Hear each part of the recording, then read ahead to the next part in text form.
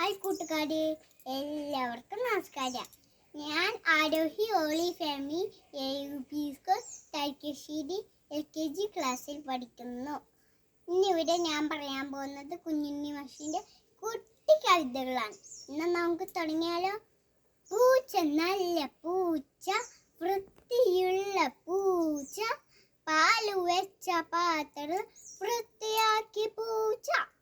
ഞാനൊരു പാട്ട് പഠിച്ചിട്ടുണ്ട്, കൈതപ്പൊട്ടിൽ വെച്ചിട്ടുണ്ട്.